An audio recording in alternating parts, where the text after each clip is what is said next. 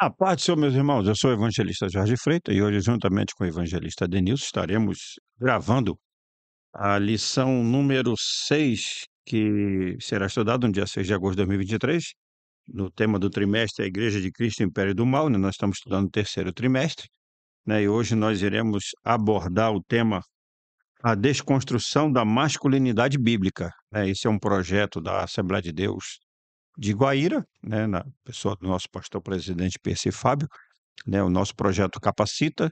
Essa é uma ferramenta que nós estamos implementando de apoio a professores e obreiros, né, do nosso campo, para ajudar na divulgação e no ensino da palavra de Deus. Então, hoje nós estaremos estudando essa lição, a desconstrução da masculinidade bíblica.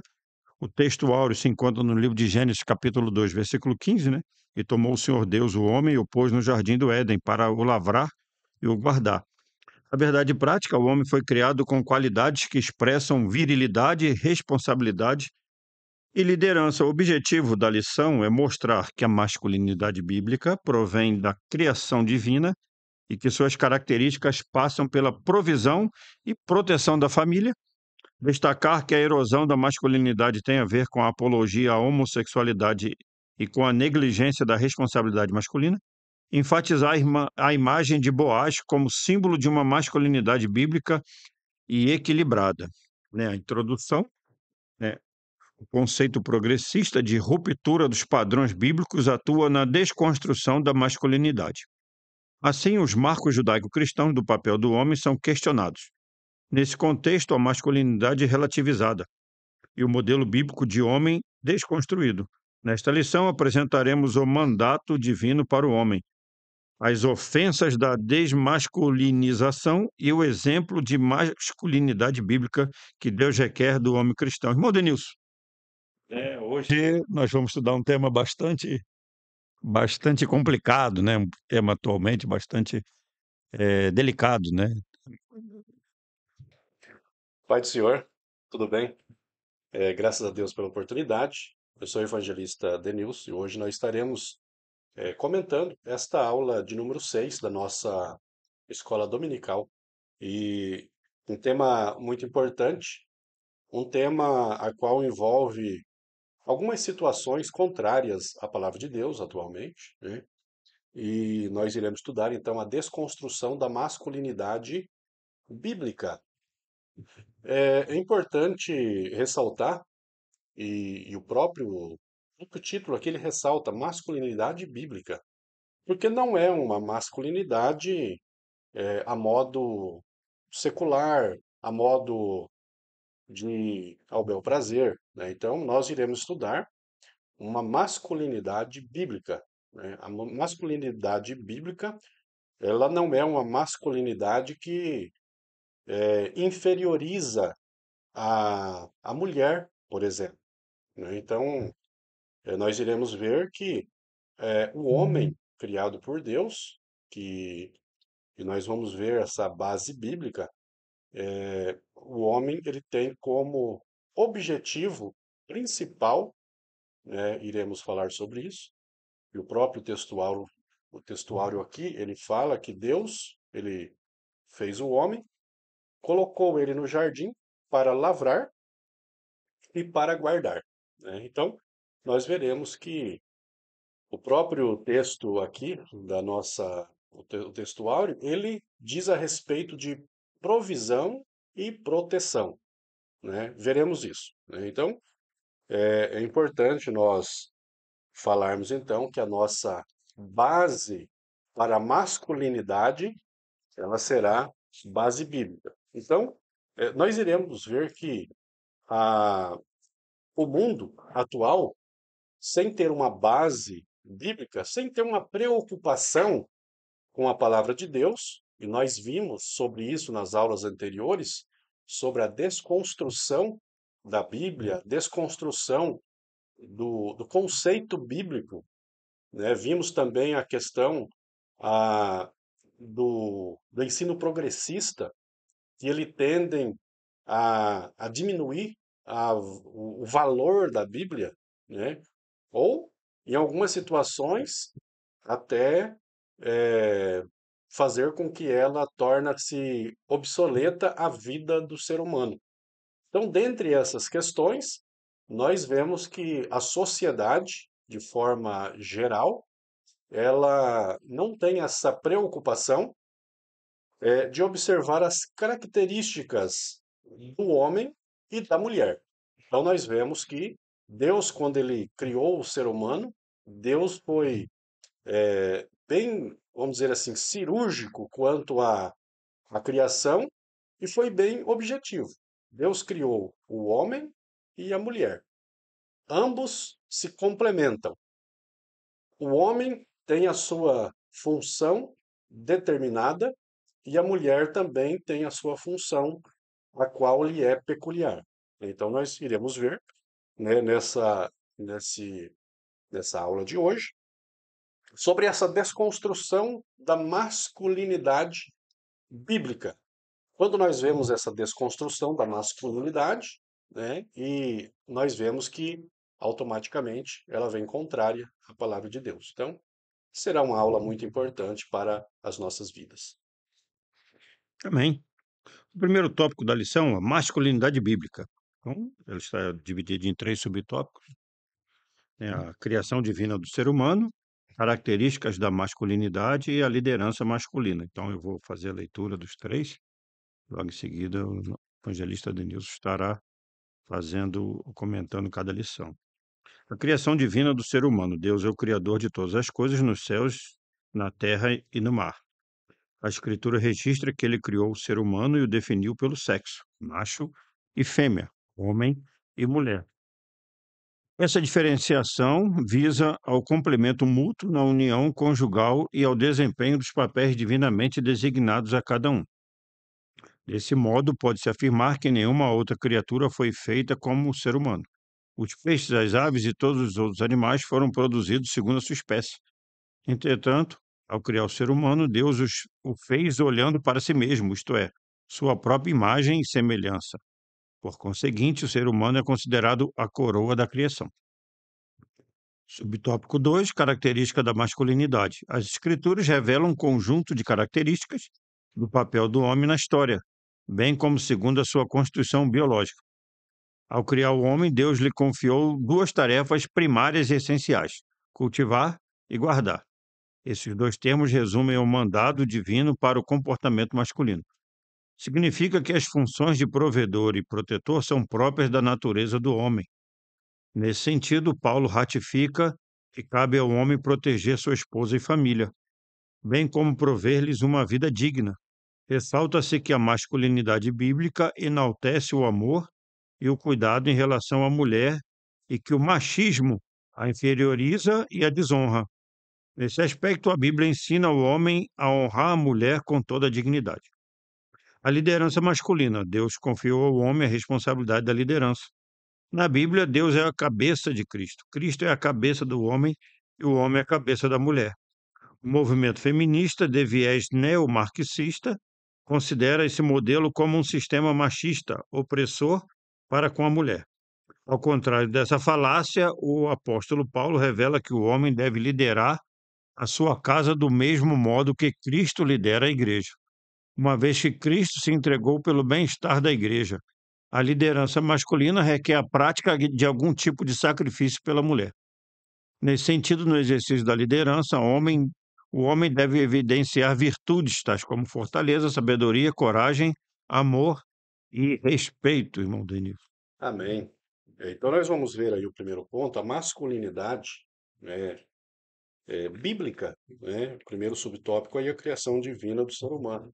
Então, é importante ressaltar que nós, cristãos, nós temos aí uma conduta, um segmento de vida, uma prática de vida judaico-cristã, né? Então, nós observamos a palavra de Deus dentro dos conceitos, das ordenanças de Deus, né? Temos aí o Antigo Testamento como sendo a palavra de Deus, ela é a palavra de Deus, né? Algumas questões peculiares ao povo de Israel, claro, nós não fazemos, por exemplo, sacrifício, né? Que Cristo aboliu o sacrifício, mas nós adotamos conceitos morais, né, a qual o Antigo Testamento ele tem aí um conceito moral, né? Então, quando Cristo veio ao mundo, né, trouxe aí o ensinamento do Senhor Deus, né? Ele enfatizou ainda mais essa questão da moralidade.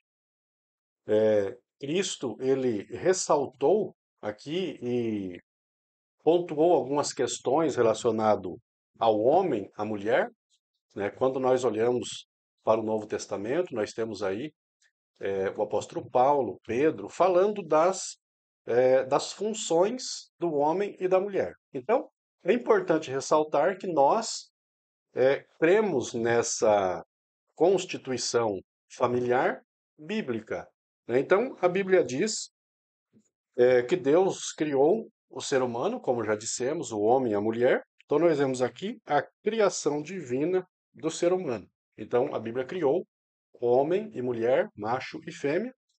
Então, nós vemos aí que de todas as criaturas criadas por Deus, Deus colocou no ser humano uma diferenciação.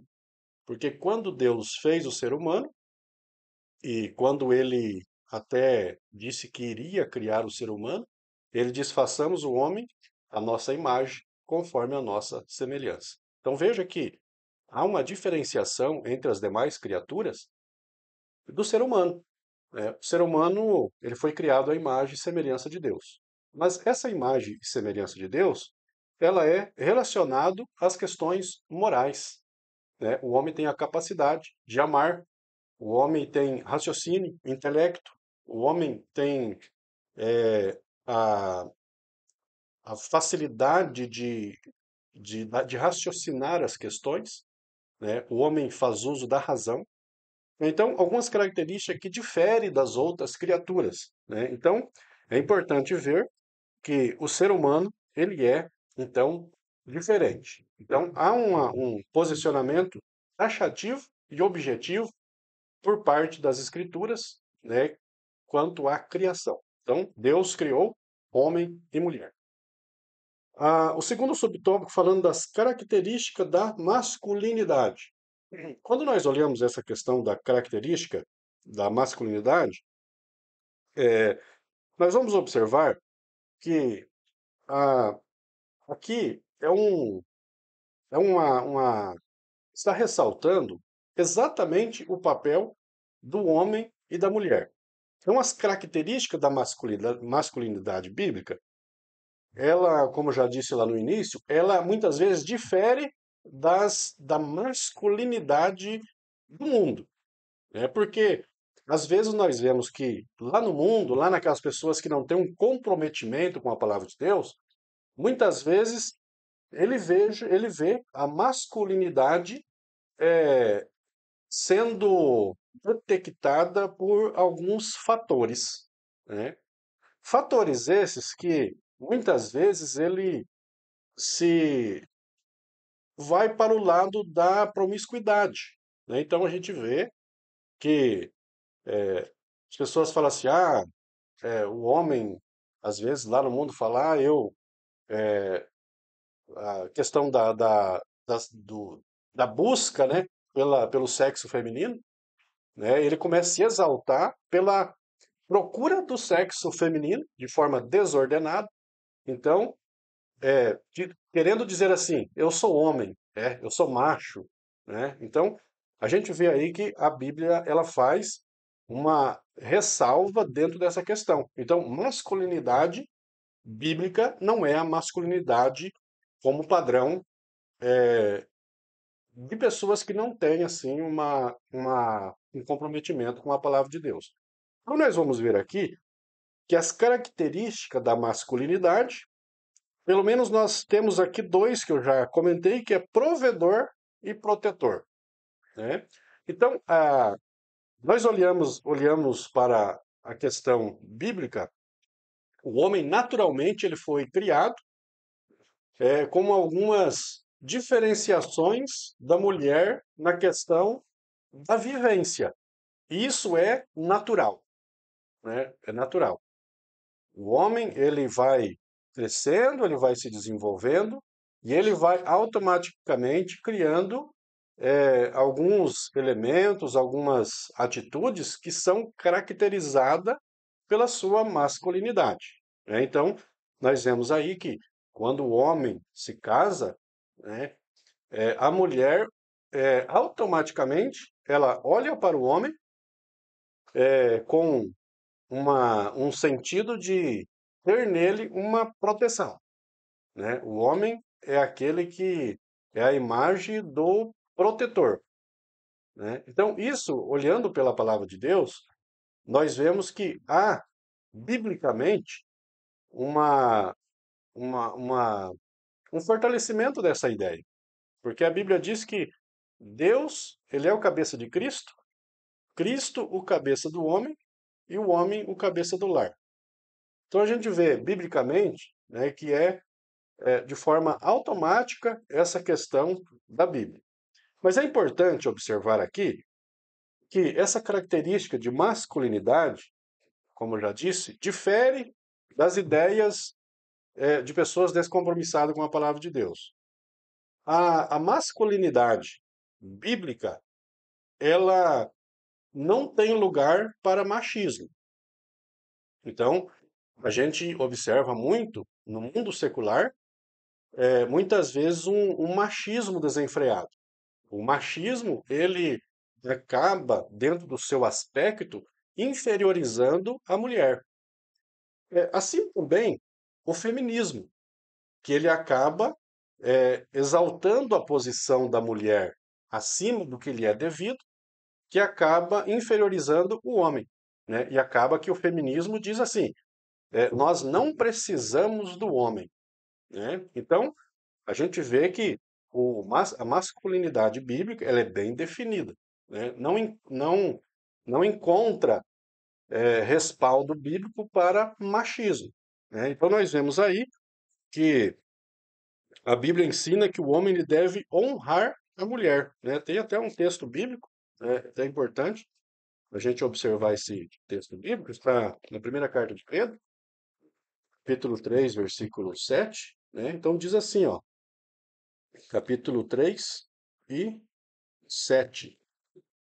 Maridos, vós igualmente vivei a vida comum no lar, como discernimento, e tendo consideração para com a vossa mulher como parte mais frágil. Tratai com dignidade, porque sois juntamente herdeiro da mesma graça de vida, para que não se interrompam as vossas orações. Veja só que importante. A palavra de Deus diz que os maridos, dentro da sua masculinidade, ele deve honrar a mulher, respeitar a mulher, tratar a mulher como vaso mais fraco, né? Então, é importante ressaltarmos isso, que as características do homem, ele automaticamente é diferente da mulher, né? Ah, então, a gente vê esse aspecto aí. O terceiro subtópico aqui falando da liderança, né, masculina. Então a gente vê aí que eu já até citei aqui a questão da liderança, já até citei essa questão, sobre essa questão hierárquica, né, que Deus, cabeça de Cristo, Cristo, cabeça do homem, e o homem, cabeça do lar, da mulher, né, mas, como já dissemos, não no sentido de inferiorizar. É importante ressaltar que tanto o homem quanto a mulher, eles são iguais perante Deus, né? É importante ressaltar isso, que existe na palavra de Deus somente essa definição de característica do ser humano, do homem e da mulher. Então, o homem automaticamente ele exerce a sua liderança, né, no seu lar, né? Ele precisa ser um homem de posição, né? Ele precisa de ser um homem, como diz aqui na nossa leitura, um homem que tem nele fortaleza, sabedoria, coragem, amor, respeito, né? Isso faz com que a liderança do homem, né, ele acaba aí sendo observada, né, e sendo até, vamos dizer assim, respeitada pela mulher, né, a liderança do homem. né? Quando nós olhamos aí, na carta de Paulo aos Efésios, capítulo 5, 25, né? Diz assim, 5, 25, maridos, amai as vossas mulheres como Cristo amou a igreja e a si mesmo se entregou por ela. Então, muitas vezes, a gente até observa assim, claro, às vezes as pessoas fazem assim até uma brincadeira, né? Às vezes a esposa da gente está perto, a gente faz uma brincadeira. Ó, você tem que me obedecer, né? Mas a gente, claro que a gente observa essa questão, só que é importante que há por parte da mulher uma atitude e há também por parte do homem a atitude. A Bíblia diz que a mulher deve obedecer os maridos, né? Só que veja o versículo em que nós lemos: vós, né, homens, vós, maridos, né, amai as vossas mulheres, as vossas esposas, como Cristo amou a igreja. E o que que Cristo fez? Deu a vida pela igreja, né? Então veja que se por um lado a mulher deve obedecer, né, por outro lado, o homem deve amar como Cristo amou a igreja. Esse obedecer da mulher não é uma imposição por parte do homem, é uma condição que desponta naturalmente dentro do lar, né? A mulher, ela tem também dentro do lar, ela tem voz ativa no lar. A mulher pode dar ideias para o homem, né? As mulheres sábias, a Bíblia diz que a mulher sábia ela edifica o lar, né? O homem ele também ele pode acatar muitas ideias da sua esposa, né? Isso não ferirá a sua liderança, né? Porque a liderança, como já vimos aqui, por parte do homem, do marido, do esposo, a liderança vem por esse complexo natural que a Bíblia nos fornece, que é o homem provedor e o homem protetor, né? O homem cabe a ele a provisão do lar. Então nós vemos nesse primeiro ponto aí a masculinidade bíblica, nós vemos aí que há uma definição bem prática dentro dos conceitos bíblicos quanto à masculinidade e as suas características. Verdade. Só complementando aqui, né? Deus fez o homem com essa estrutura biológica, né, de ser mais forte fisicamente, até para poder trabalhar, trazer o sustento para casa, né? Por isso que ele é o provedor, o protetor, né? Protege. É interessante que a minha filha estava assistindo um futebol de salão de menina e depois ela foi assistir a dos meninos. Daí eu fui buscar ela, daí ela estava falando, pai, mas como que é diferente o futebol das meninas e dos meninos? O dos meninos é mais rápido, é mais dinâmico, né? Daí eu falei assim, não, isso daí é a diferença Física, né? física, né? A gente vê aí que é bem definido nessa diferença. Que é a responsabilidade da proteção, né? Imagina, você tá lá na tua casa com a tua família, tua esposa, teu filho, aí ouve um barulho lá fora. Quem que vai lá ver, não é? Vai lá, mulher, olha lá, eu fico aqui cuidando, né? Vai lá, né? Igual aquele pastor lá do Maranhão, como é que é o nome dele? Pastor Osiel Gomes, ele fala num vídeo dele, você pode estar cheio de medo, mas você tem que, a mulher tem que olhar para você e falar assim, meu marido é macho, ele vai lá resolver, mas você tem que ir lá, né? Lá pede a Deus, viu o anjo, mas vai lá olhar, né? Segundo tópico, a erosão da masculinidade.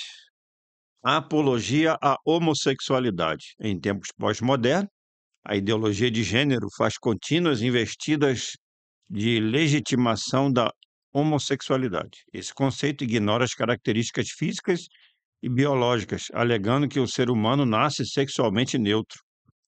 Essa concepção invalida a criação divina da raça humana como ser binário, masculino e feminino. Ensina que a identidade de gênero e a orientação sexual independe da anatomia do corpo. Assim, não aceita que os órgãos do sistema reprodutor humano sirvam de parâmetro para a sexualidade. Como consequência, a sexualidade antinatural é incentivada. Disso decorre uma crise de comportamento masculino no tempo presente. 2. Responsabilidade negligenciada. Em virtude da relativização da masculinidade, o modelo bíblico vem sendo abandonado. A identidade masculina, que deveria estar associada à virilidade, A capacidade de prover e proteger a família é substituída por indivíduos de duplo ânimo, vacilantes e inconsequentes. Uma parcela é incapaz de sustentar sua própria casa, não pelo desemprego, mas pela aversão ao trabalho. Os efeitos desse comportamento resultam em inúmeros casos de desajustes familiares e divórcio. 3. Crise de liderança. A crise de masculinidade tem gerado homens incapazes de exercer liderança. Uma sociedade sem líderes eficazes transforma-se em anarquia. No período do profeta Ezequiel, Jerusalém estava imersa na corrupção, fraudes, mentiras, opressão, extorsão, imoralidade, injustiça e violência. Deus revelou ao profeta que uma das causas do juízo iminente era a crise de liderança e que procurava alguém para reverter a situação. Nesse caso, Deus ainda procura esse tipo de homem na atualidade. Bem, então nós vemos aí a erosão da masculinidade nesse segundo ponto, e a gente vê que a palavra erosão, ela faz alusão a algo que ele está se desmoronando, né? Então a gente vê aí que tá perdendo aquele conceito bíblico, né, da masculinidade, a qual nós falamos no primeiro tópico, né? E a gente vê nesse primeiro subtópico do ponto 2 sobre a apologia à homossexualidade, né? É importante ressaltar aqui que cabe aos pais a responsabilidade de criar os filhos conforme eles nasceram, né? Isso cabe aos pais, essa responsabilidade, né? Eu digo isso biblicamente por quê?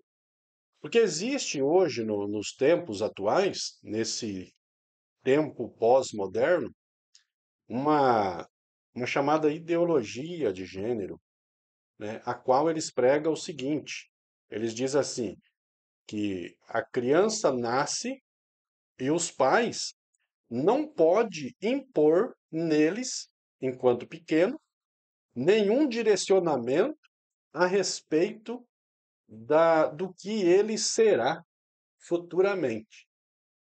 Se ele vai ser homem ou mulher, então cabe nele, no decorrer da sua vida, ele se encontrar, né? Isso é o que prega a ideologia de gênero.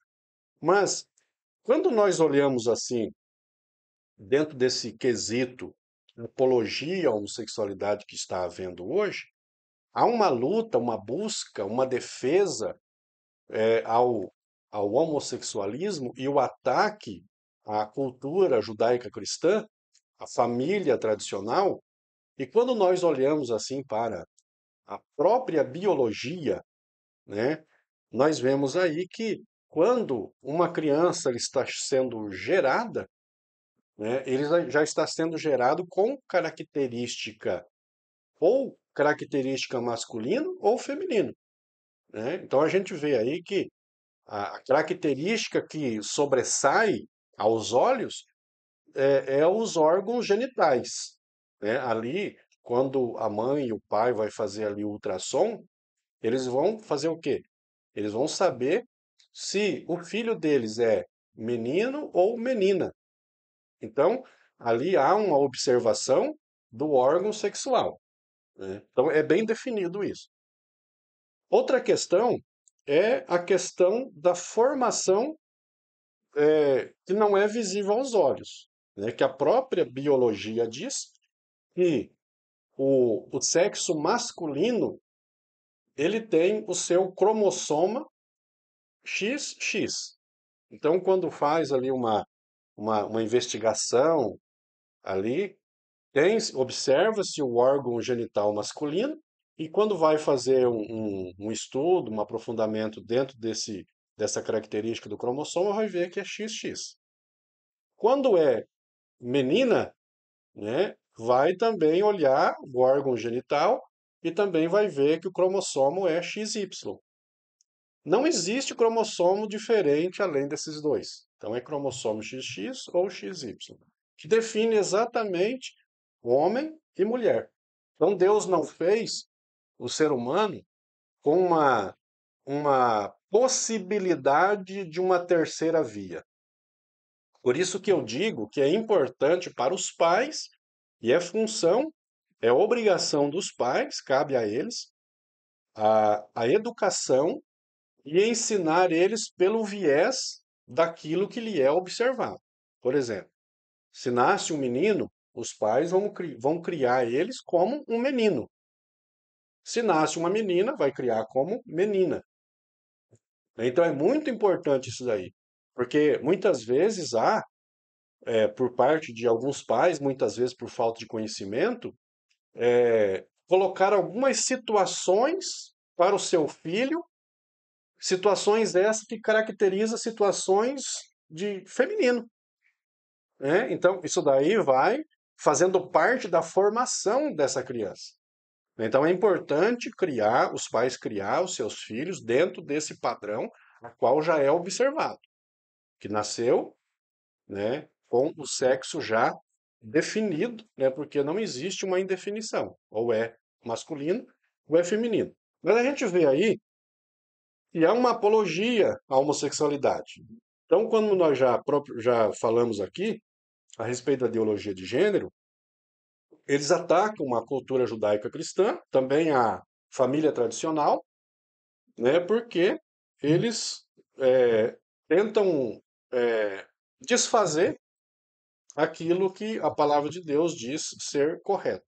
Então a gente vê, já vimos em aulas anteriores, essa descaracterização da palavra de Deus, né? Então nós vemos aí que o mundo sem Deus, o mundo sem compromisso com a palavra de Deus, ele tende a fazer todas as práticas que não está em acordo com a palavra de Deus, né? Então a gente vê aí que o segundo subtópico aqui sobre a responsabilidade negligenciada, né? Então a gente vê aí os homens, né? Por exemplo, eu acredito aqui que eu estou falando para homens que não conhecem a palavra de Deus, né? Homens que abrem mão da responsabilidade que lhe cabe, né? A responsabilidade do homem, responsabilidade que Deus colocou sobre os seus ombros, né? Quando Deus criou o homem, ele colocou algumas atividades, algumas questões objetivas para o ser humano, para o homem, né? Então, aqui há uma responsabilidade sendo negligenciada. Então, a gente vê aí um enfraquecimento da masculinidade no mundo atual, né? A gente acaba olhando assim, às vezes, por alguma, né, pessoa não fazendo um julgamento, mas às vezes a gente vê até testemunho de algumas mulheres, né, dizendo assim: ah, meu marido não tem iniciativa, né?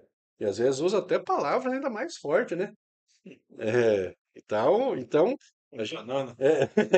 então eu não ia falar, mas foi, então Não eu é ia falar, palavrão, né? Não é uma é, palavra top, não é é, palavra então de veja, praticalão, né? é, Banana. Tem um nome que são banana mesmo.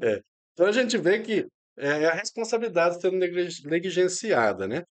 A crise na liderança, né? Isso daí acaba abrangendo aí essa questão também, que a gente vê aí que quando falta liderança, né, principalmente da pessoa que deve ter liderança, né, a gente está falando de uma liderança aqui bem objetiva, né, uma liderança que é função própria do homem, né? Muitas vezes a mulher tem que ficar empurrando, né, o cidadão, né?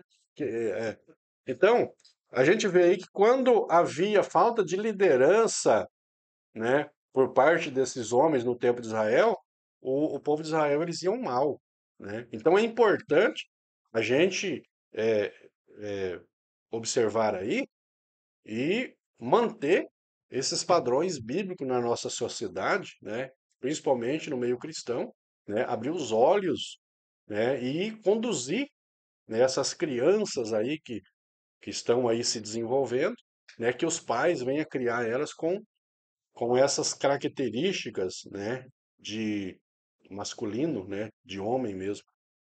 Foi o conselho que Davi deu para Salomão, né? É, É, de todos os conselhos, ele falou: "Ser Ser homem, um homem. né? Seja homem". Até porque, assim, só concluindo aqui essa parte da homossexualidade, né? Para nós, nós cremos que homossexualismo não é doença e não é demônio. O homossexualismo é um comportamento adquirido, né? Até que as pesquisas mostram que Às vezes uma pessoa se torna homossexual até mesmo pela criação, né, criado com um monte de irmã, com vó ali, aí a brincadeira em vez de brincadeira masculina, jogar bola, aquelas coisas, vai brincar de boneca, aí ou às vezes sofreu uma agressão, né, uma violência, Sim. né, sofreu uma violência de uma pessoa mais velha, até mesmo um parente, e fez com que ela tivesse esse comportamento. Vamos para o terceiro tópico, então? Nós irmos para o final aqui. Boaz, símbolo bíblico de masculinidade.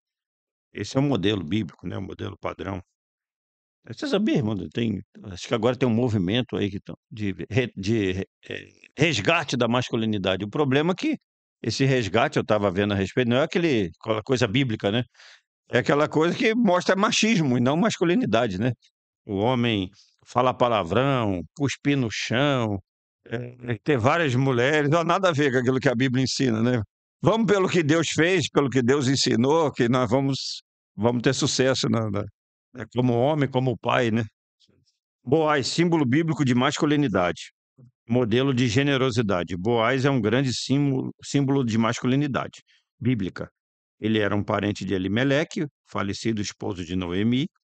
Esta perdera o marido, os filhos e ficar apenas com a moabita Ruth, uma de suas noras, também viúva e sem filhos. Para sobreviver, Ruth foi trabalhar no campo de Boaz. Ao saber que Ruth deixara sua terra para apoiar a sogra, Boaz a tratou com generosidade. Ele se dirigiu a ela com ternura, a protegeu para não ser molestada, a alimentou e ordenou que fosse favorecida na colheita. Porém, pela lei, uma viúva sem filho só poderia ser resgatada pelo casamento com um parente próximo falecido. Assim, apesar da compaixão de Boaz, Noemi e Ruth ainda estavam em apuros. Tópico 2, modelo de responsabilidade. Ao prometer resgatar Ruth e a herança de Elimeleque, Boaz estava ciente que o direito era de um parente mais próximo que ele. Assim, movido pelo senso de responsabilidade, liderança e honra, Boaz levou o caso aos anciãos. Na audiência, explicou que as terras estavam à venda e aquele que as comprasse deveria casar-se com Ruth. O parente que tinha primazia autorizou Boaz a comprar as terras e se casar com a moabita. Ao adquirir propriedade e tomar Ruth por mulher, Boaz tornou-se o provedor e protetor daquela família. O casal gerou a Obed, avô do rei Davi, de cuja linhagem nasceu o Cristo. Boaz é símbolo de masculinidade enquanto marido, pai e líder exemplar. Esse é o padrão da Bíblia. Agora sim vamos ver o padrão da Bíblia. É, aquilo que o Freire falou aí, que estão resgatando essa masculinidade. Então veja que o resgate da masculinidade sem conceito bíblico, né, ele não é um resgate honroso.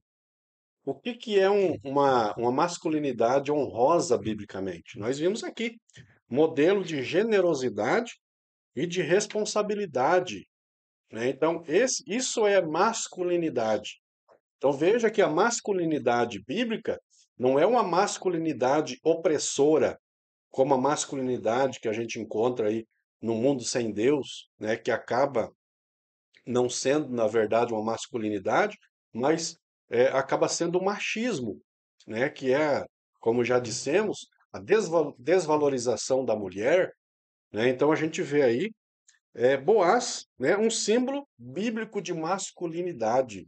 É importante essa questão e é importante essa história, né, de Boaz e as características da masculinidade dele dentro dessa questão de generosidade e responsabilidade, né? Veja que o livro de Ruth, ele diz que a Noemi, ela tinha um marido, Elimeleque, e os dois filhos, Malom e Quilion, e havia fome ali em Belém, na terra de Israel, e eles foram peregrinar pelos lados lá de Moabe, né?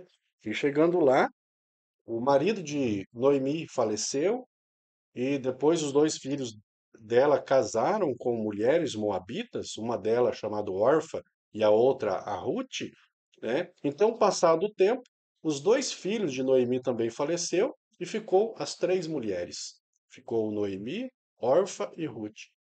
Quando ela ficou sabendo que já na sua terra, em Belém, já havia pão, ela resolveu voltar para Belém. E ela disse para as duas noras: Olha, vocês volta para os familiares de vocês, para os seus deuses e tal, né? E quando ela fez essa proposta, a órfã já deu um beijo na ex-sogra e voltou para a família. Mas Ruth falou: Não, eu irei. E não me insista em fazer eu ficar, né? Porque aonde você for eu irei, aonde você pousar eu pousarei. O teu Deus é o meu Deus, e aonde você morrer eu também vou morrer e quero ser enterrado ali junto. Veja a proposta de Ruth. Quando Noemi recebe essa proposta, ela não insiste mesmo. Então acaba que ela volta para Belém junto com Ruth. Chegando lá em Belém, época de colheita, a Ruth diz para Noemi: Olha, eu vou sair para os campos e vou colher algumas espigas para nós, para o nosso sustento. E ela acaba indo logo na lavoura lá, né, do Boaz. E depois, conversando lá, Boaz pergunta para ela quem que ela era. Ela disse que era a nora de Noemi, né, o esposo faleceu. E ele disse para ela: Olha, eu sou parente do marido da Noemi, do Elimelec. E nessa conversa, quando ela chega em casa, ela fala para Noemi, né, e ela diz a Ruth: Olha, quando você for já novamente lá, quando chegar à tarde, você vê aonde ele vai repousar, onde ele vai dormir. E você descobre os pés dele e fica deitado ali, porque ele vai falar para você o que você deve fazer. E ela fez isso, deitou aos pés. Quando ele acorda lá por meia-noite, ele percebe essa jovem, que era a Ruth, e daí ela diz para ele assim: Ó, você é o parente resgatador. Daí ele falou assim: Ó, faz o seguinte, continue dormindo, amanhã eu vou resolver esse problema, porque na verdade tem um outro que está na minha frente, que é um parente mais próximo, eu vou ter que conversar com ele. E ela ficou ali, ele respeitou ela. Veja que a gente vê aqui a masculinidade, o respeito, né? A responsabilidade de Boaz, né? E isso sucedeu quando de manhã cedo ele pediu para ela sair cedo para não gerar alguns algumas palavras, né, que acabam sendo mal interpretadas, e, e ele falou para ela ficar tranquila. Quando ele chega na cidade, reuniu algumas pessoas de testemunho, e ele estava sentado num lado da cidade. Passou o parente que era o resgatador de direito e ele chamou ele para sentar junto. Ele falou assim: Olha, Noemi, ela voltou, né, o esposo faleceu e ela tem uma propriedade que está à venda, né, e você é o resgatador. Só que se você comprar essa terra de volta, você tem que casar com a Ruth para suscitar a descendência do falecido. Aí ele falou: Não, então casar eu não posso. Eu passo para você então. Aí tinha como costume, né, já tinha ali as pessoas que eram testemunha, e era por costume, aquele que abrisse mão do resgate, ele tirava os sapatos dos pés e dava para quem assumisse a remissão, né? Então, Boaz saiu com o sapato e ele ficou descalço, né? Então, Boaz foi o parente resgatador. Ele casou com Ruth, né? Depois sim ele casou com ela, a conheceu, né? Tiveram, né, um filho, né, dessa união. E isso foi importante porque a gente vê essa masculinidade da forma bíblica.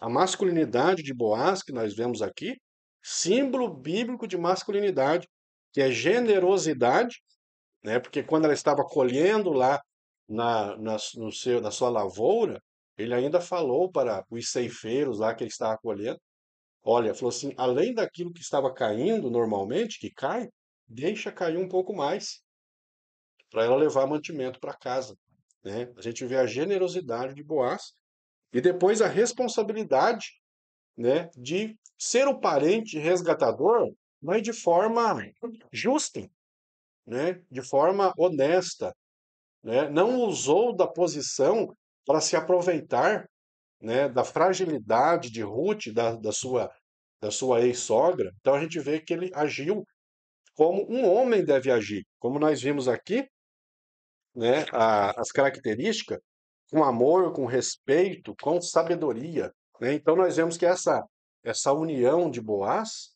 né, que essa união de Boaz com Ruth, né, dessa relação nasceu Obed, que é o pai de Jessé, que é o pai de Davi, né, que foi o maior rei de Israel, e está ali Ruth, uma moabita, mas que preferiu o Deus de Israel, preferiu o Deus de Noemi, e ela foi colocada aí na genealogia, né, do próprio Cristo, né? Veja que importante essa masculinidade bíblica, né, que nós vemos aí. Muito interessante essa história de Boaz. Os moabitas eram inimigo, né, de Israel, né? Os amonitas, os moabitas, descendentes de Ló, né? Interessante, né? Como é que coisa, né? Como é que a misericórdia de Deus é grande. Conclusão: Deus criou o ser humano com dois gêneros, masculino e feminino. Por isso, a diferenciação dos sexos é um princípio determinado pela criação divina. Nesse sentido, a masculinidade é um conjunto de atributos e funções inerentes ao homem. Já a desmasculinização decorre da inversão dos papéis do homem na sexualidade, na liderança e na prática de seus deveres. A masculinidade bíblica exige o autocontrole, sacrifício e firmeza de caráter no encargo de suas tarefas. Nesse aspecto, a sociedade, a família e a igreja esperam por homens que honrem a sua masculinidade e exerçam o papel que Deus os vocacionou a desempenharem. Amém? Maravilha, né? Então a gente vê aí que a masculinidade lá no Antigo Testamento, a gente vê ali que existiam algumas tarefas que era própria do homem, tarefas próprias da mulher. E é importante observar que hoje nós vivemos numa cultura diferente lá do povo do Antigo Testamento, né? Então muitas vezes as pessoas hoje falam assim, às vezes tem lá uma louça para lavar, né, uma calçada para lavar. Aí eu falo assim, não, eu não vou fazer, que isso daí é serviço de mulher, né?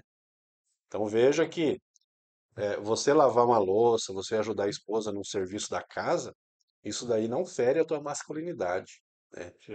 Não tira a masculinidade. Nós vemos aí que a masculinidade, ela não está dentro dessas questões de prática, de realização, mas de caráter, né, de posicionamento, né, de firmeza, né, de respeito, né? Isso fará de você um homem masculinamente bíblico, né? Ai, ai. É que o homem tem que saber, né? A gente cria os filhos para isso, né? Tem que saber Sim, fazer, né? é A gente vê hoje tantas famílias desestruturadas, né? Tipo, a mulher tendo que criar os filhos, às vezes, sem marido, né? O filho sem uma referência na casa, às vezes o pai também, aí separa ali, aqueles problemas da pós-modernidade hoje, casais separados. Né, mas não foi esse o propósito de Deus para o casamento, né, por isso que Deus definiu os papéis, né, e quando cada um age ali dentro do seu respectivo papel, a gente vê que as coisas fluem, as coisas andam. É tão bacana isso, quando a gente está dentro do propósito de Deus, a gente vê que, independente do conceito moderno da sociedade ocidental, né, a gente tem que pautar a nossa vida, a nossa família pelo conceito daquilo que a Bíblia nos apresenta. A gente faz o que a Bíblia ensina, irmão, e é o manual do fabricante. Fez o que a Bíblia ensina, dá certo. Não tem como dar errado, né? É isso aí. Queremos agradecer a todos, né, por estar juntamente conosco. Espero que Tá o Lucas aqui nos ajudando. Podemos esquecer, né, de honrar o Lucas aqui. isso, É o Papa aqui. Não, Papa não. Papa é da Igreja Católica. Ele é o mestre aqui, o PhD na área, na área dessas filmagem, edição, né? Não dá para tirar nossa brincadeira. graças a Deus, espero que essa aula seja de bom proveito para os professores, para os amantes da escola dominical e que Deus abençoe a Não todos. podemos esquecer, se inscreva no canal do Capacita, no YouTube, no Facebook, no Instagram, põe lá Capacita EBD, vai aparecer o símbolo aqui, no símbolo você vai lá, se inscreve, compartilha, manda essa aula para outras pessoas. Ok, divulgue essa.